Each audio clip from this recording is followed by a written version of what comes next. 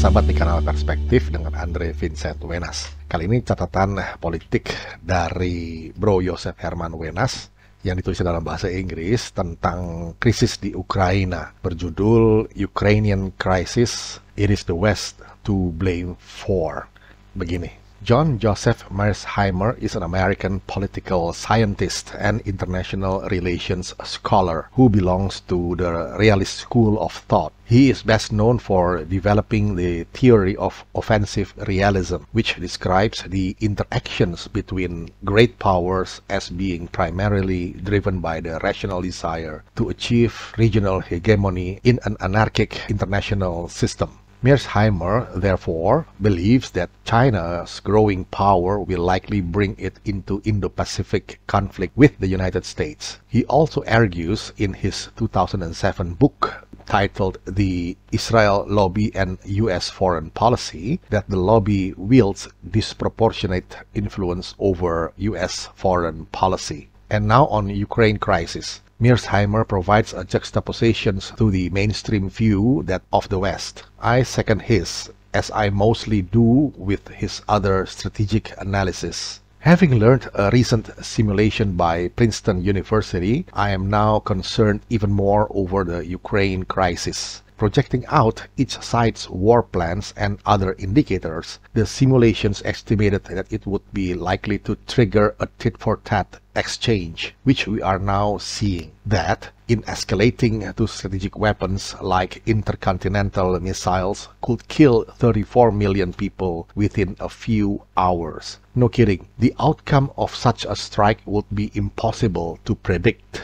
The war in Ukraine heightens the risk to a level not seen since the Cuban Missile Crisis of 1962, and in some ways is potentially more dangerous than that. As Russia and NATO escalate their standoff over Ukraine, there is now a remote but growing risk of an unintended slide into direct conflict, even in some scenarios a nuclear exchange. The prospect of nuclear conflict is now back with the realm of possibility, warned Antonio Guterres, the United Nations Secretary General, last month. On the one hand, NATO forces intended as defensive are now massing near Russian borders that, with much of Russia's military bogged down in Ukraine, are unusually vulnerable. On the other, increasingly paranoid Kremlin leaders faced with economic devastations and domestic unrest may believe that a Western plot to remove them is already underway. Russia has even more so now considered the weapons and other increased military aid that Western governments are sending to Ukraine tantamount to war, and has implied that it might strike NATO convoys. Over the last month, we saw Russian missiles struck a Ukrainian base mere miles from Polish territory. True, the chance for nuclear weapons employment is for the time being still low, but it's not zero. It is real, and it might even increase. The fear is not a deliberate escalation to war, but a misunderstanding or a provocation gone too far that, as each side scrambles to respond, spirals out of control. I can see why 2 days ago French President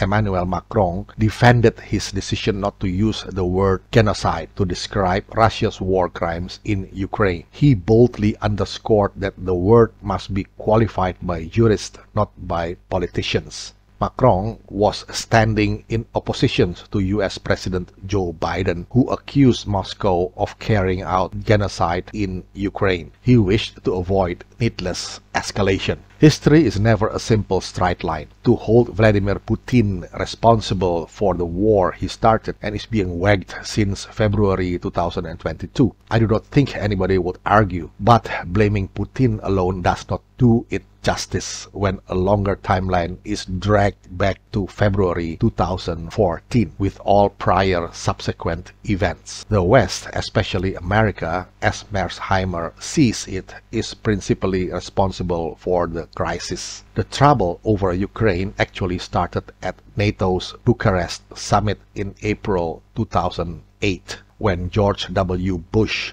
administration's pushed the alliance to announce that Ukraine and Georgia would become members. Russian leaders responded immediately with outrage, characterizing this decision as an existential threat to Russia and vowing to thwart it. Flying into rage, Vladimir Putin warned that if Ukraine joins NATO, it will do so without Crimea and the eastern regions. Yet America ignored Moscow's red line and pushed forward to make Ukraine a western barricade on Russia's border. A maneuver carrying with it two strategic elements, bringing Ukraine closer to the EU, European Union, and making it a pro-American democracy. These efforts eventually sparked hostilities in February 2014, after an uprising which was supported by America caused Ukraine's pro-Russian President Viktor Yanukovych to flee the country. In response, Russia took Crimea from Ukraine and helped fuel a civil war that broke out in the Donbas region of eastern Ukraine. The next major confrontations came in December 2021 and led directly to the current war. Being the casus belli was that Ukraine was becoming a de facto member of NATO, and this was against the backdrop of the Trump administration's decisions to sell Kyiv some defensive weapon in December 2017. What counts as defensive is hardly clear-cut, however,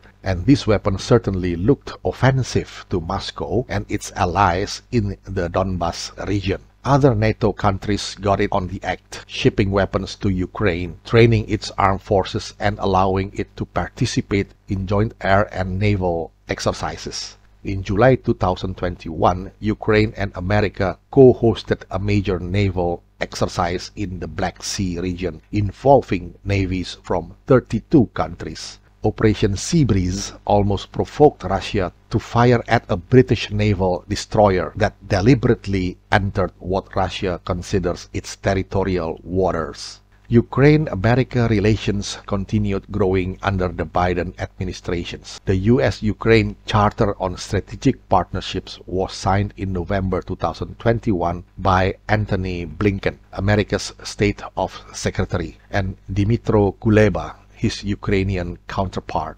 This document underscores a commitment to Ukraine's implementations of the deep and comprehensive reforms necessary for full integrations into European and Euro-Atlantic institutions, and also emphasizes that the two countries will be guided by the 2008 Bucharest Summit Declaration. Unsurprisingly, Moscow found these evolving situations intolerable and began mobilizing its army on Ukraine's border last spring to signal its resolve to Washington. But it had no effect, as the Biden administration continued to move closer to Ukraine. This led Russia to precipitate a full-blown diplomatic standoff in December. As Sergei Lavrov, Russia's foreign minister, put it, "We reached our boiling point." Russia demanded a written guarantee that Ukraine would never become part of NATO and that the alliance remove the military assets